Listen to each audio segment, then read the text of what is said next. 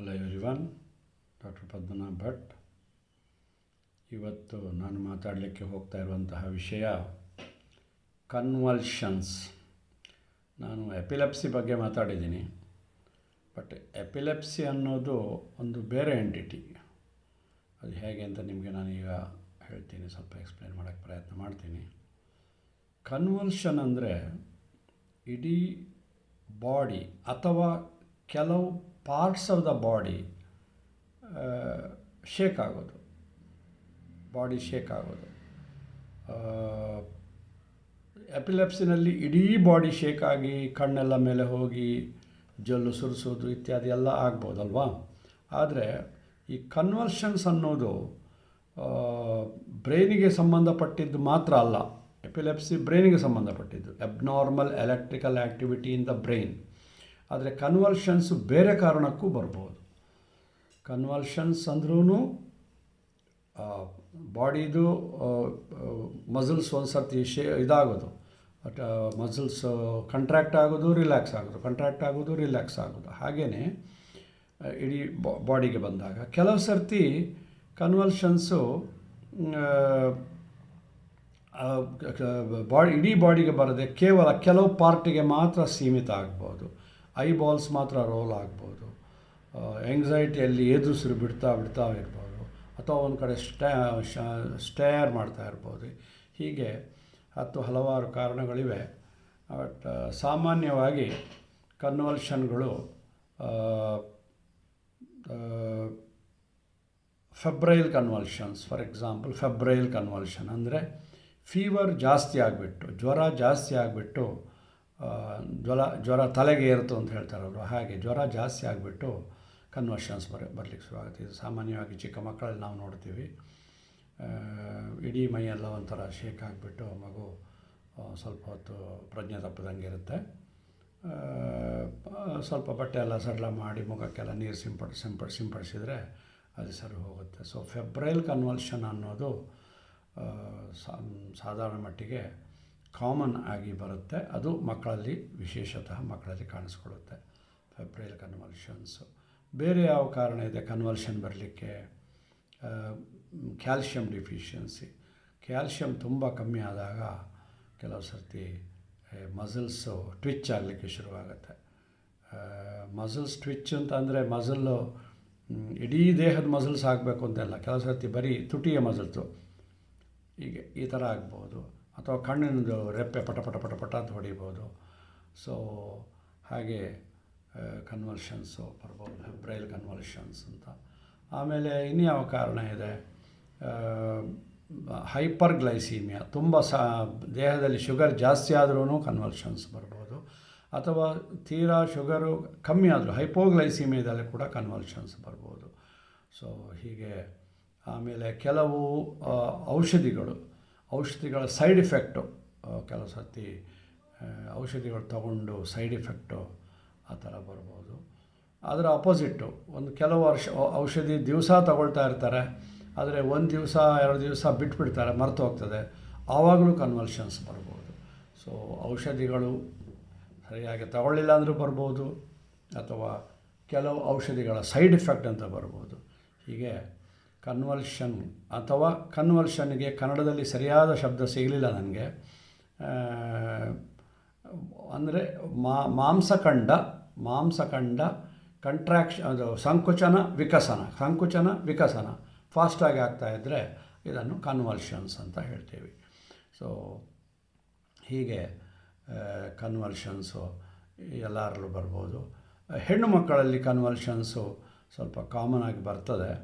ಅವರಲ್ಲಿ ಕನ್ವಲ್ಷನ್ ಬರುವಾಗ ಅದು ಪೂರ್ಣ ಪ್ರಮಾಣದಲ್ಲಿ ಬರೋದಿಲ್ಲ. ನಾನು ಆವಾಗಲೇ ಹೇಳಿದಂಗೆ ಒಂದು ಕಡೆ ಸುಮ್ಮನೆ ಸ್ಟೇರ್ ಮಾಡ್ತಾ ಇರ್ತಾರೆ ಸ್ವಲ್ಪ ಹೊತ್ತು, ಅಂತ ಆ ಥರ, ಅದಕ್ಕೂ ಕನ್ವಲ್ಷನ್ ಅಂತಲೇ ಹೆಸರು. ಅಥವಾ ಯಾವುದೋ ಒಂದು ವಿಷಯದ ಬಗ್ಗೆ ಚಿಂತೆ ಮಾಡ್ತಾ ಅಳ್ಳಿಕ್ಕೆ ಶುರು ಮಾಡ್ಬೋದು. ಹಾಗೆಯೇ ಅಳ್ತಾ ಇರ್ತಾರೆ. ಆಮೇಲೆ ಏನಿಲ್ಲ ಅಂತ ಹೇಳ್ಬೋದು. ಅವರ ಅರಿವಿಲ್ಲದೆ ಅವರಿಗೆ ಒಂದು ಆಳುವಂಥ ಒಂದು ಪ್ರಕೃತಿ ಪ್ರಮೇಯ ಬಂದರೆ ಅದು ಕನ್ವಲ್ಷನ್ಸ್ ಇರ್ಬೋದು. ಆಮೇಲೆ ಪ್ರೆಗ್ನೆಂಟ್ ಲೇಡೀಸಿಗೆ ಕೆಲವು ಸರ್ತಿ ಕನ್ವಲ್ಷನ್ಸ್ ಬರ್ತದೆ. ಅದೂ ಪ್ರೆಗ್ನೆನ್ಸಿ ಆ್ಯಸ್ ಸಚ್ಚಿಂದ ಬರಲಿಕ್ಕಿಲ್ಲ, ಬಹುಶಃ ಈ ಥರ ಕ್ಯಾಲ್ಶಿಯಂ ಡಿಫಿಷಿಯನ್ಸಿ. ಆಮೇಲೆ ಇನ್ನೊಂದು ಭಾಳ ಮುಖ್ಯವಾದಂತಹ ವಿಷಯ, ವಿಟಮಿನ್ B6 ಮತ್ತು B12 ಕಮ್ಮಿ ಆದಾಗ ಕೂಡ ಕನ್ವಲ್ಷನ್ಸ್ ಬರ್ಬೋದು, ವಿಟಮಿನ್ ಕೊರತೆಯಿಂದ ಬರ್ಬೋದು. ಸೊ ಹೀಗೆ ಹಲವಾರು ಕಾರಣಗಳಿಂದ ಕನ್ವಲ್ಷನ್ಗಳು ಬರ್ಬೋದು. ಅಂದರೆ ಮಸಲ್ಗಳು ಕಂಟ್ರ್ಯಾಕ್ಷನ್ ರಿಲ್ಯಾಕ್ಸೇಷನ್ ಆಗ್ಬೋದು. ಸೊ ಇದು ಸರಿ. ಇದಕ್ಕೆ ಏನು ಇಮ್ಮಿಡಿಯೇಟಾಗಿ ತುರ್ತು ಚಿಕಿತ್ಸೆ ಏನು ಮನೆಯಲ್ಲಿ ಮಾಡ್ಬೋದು? ಒಂದನೇದಾಗಿ ಪೇಷಂಟನ್ನು, ನಾನು ಎಪಿಲೆಪ್ಸಲ್ಲಿ ಹೇಳಿದ್ದೆ ಇದನ್ನು, ಪೇಷಂಟನ್ನು ಒಂದು ಸೈಡಿಗೆ ಮಲಗಿಸಿ ಅವರ ನಾಲಿಗೆಯನ್ನು, ಯಾಕಂದರೆ ನಾಲಿಗೆಯದು ಮಸಲ್ಸ್ ಕೂಡ ಶೇಕ್ ಆಗ್ತಾ ಇರ್ತದೆ.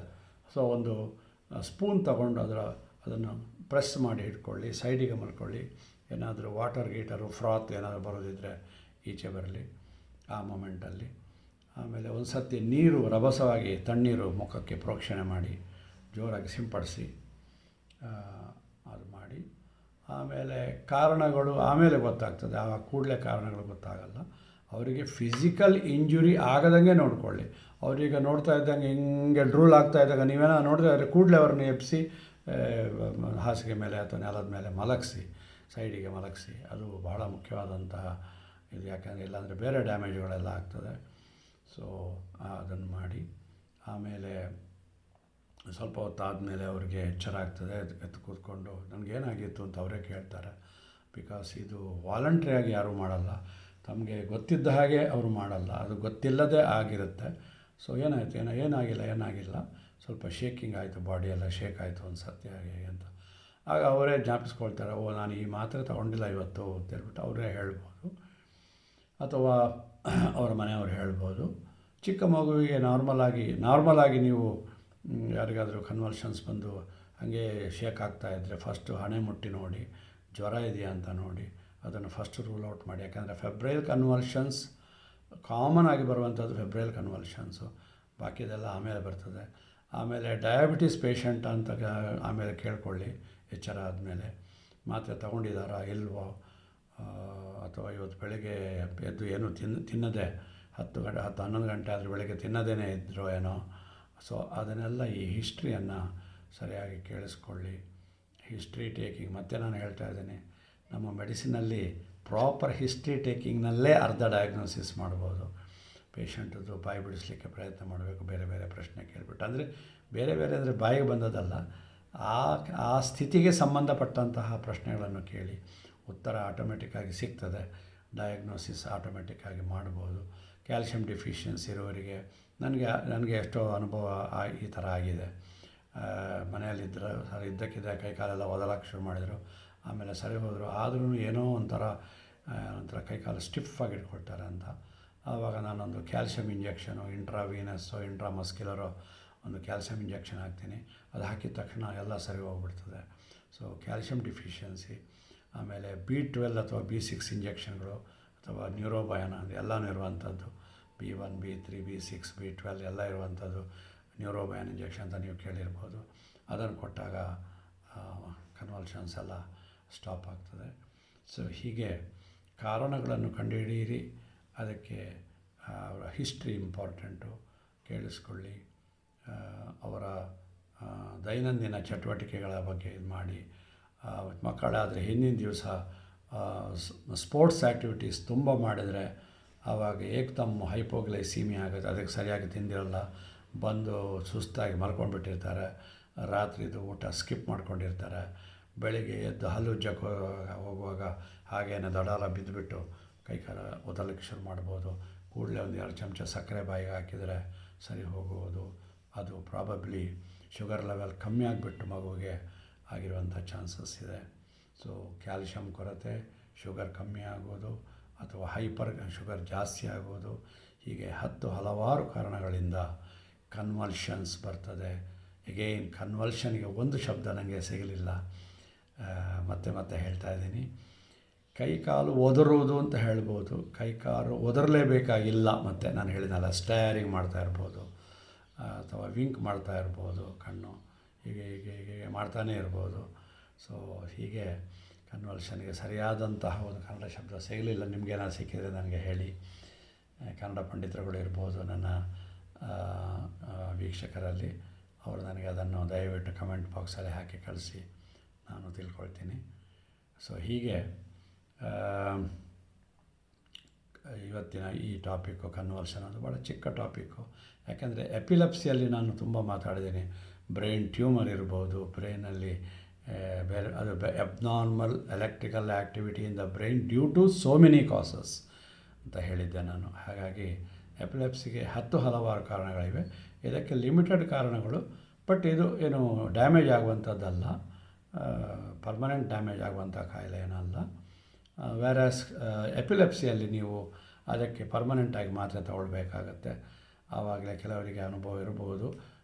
ಎಪಿಲೆಪ್ಟಿಕ್ ಪೇಷಂಟ್ಗಳು ಗಾರ್ಡಿನಾಲು, ಎಪ್ಟಾಯಿನು, ಎಮ್ಟಾಯಿನು ಅಂತ ಹೇಳಿಬಿಟ್ಟು ಹಲವಾರು ಔಷಧಿಗಳನ್ನು ರೆಗ್ಯುಲರಾಗಿ ತಗೊಳ್ಬೇಕಾಗತ್ತೆ ಅವರು.